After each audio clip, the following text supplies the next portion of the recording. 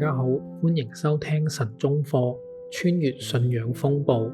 今日係7月13號，題目係可恥的紀念物。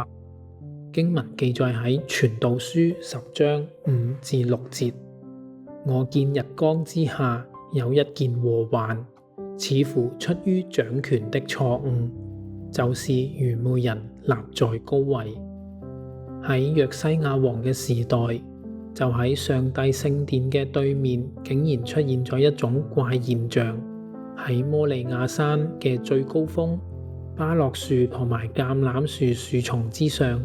竟然有失觀瞻咁露出咗石大無朋嘅偶像出嚟。約西亞下令將呢啲偶像拆毀消除，事情就係咁樣結束，而偶像嘅碎片亦都順住溪流而消逝無蹤，邱壇神龕都成為廢墟。但係有好多虔誠嘅崇拜者仍然要追問，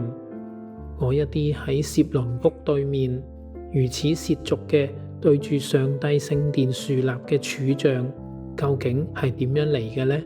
誠然，最可信嘅答案應該係嗰位曾經掌握統治大權最偉大嘅君王所羅門建造咗佢哋。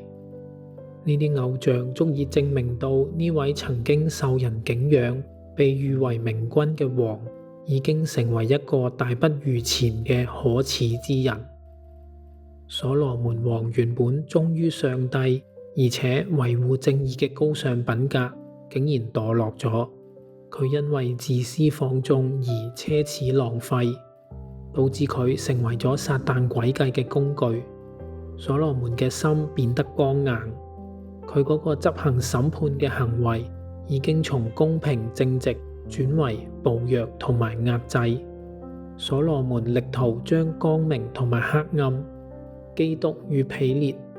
純潔與污穢都混埋一齊。可惜佢本來可以令異教徒悔改歸向正直嘅，而家反而令異教徒嘅情操同埋自己嘅宗教合成一體，因此佢就變成咗離道叛教者。所羅門背道嘅遺跡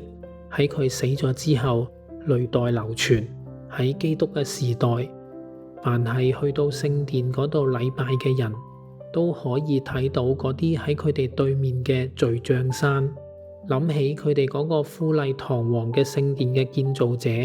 嗰一位喺列王之中聲名最為顯赫嘅君王，竟然離棄上帝，為外邦嘅偶像建立邱壇。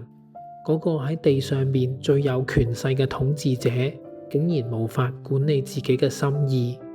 所羅門雖然懊悔至死，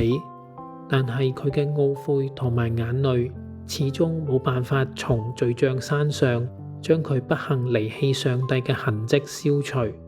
1800年嚟，嗰啲斷門殘柱都仍然為呢位有史以嚟喺地上寶座中最偉大嘅君王嘅離道叛教作無聲嘅見證。今日嘅神中課就到呢度，歡迎大家聽日繼續收聽。